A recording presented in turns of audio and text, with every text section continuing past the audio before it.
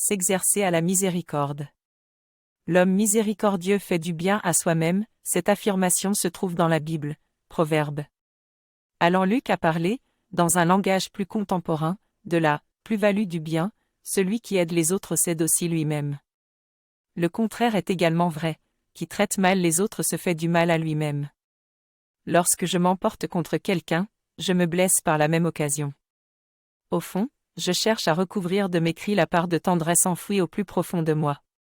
Mais cela nuit à mon âme. En revanche, être miséricordieux envers les autres équivaut à l'être aussi pour moi-même.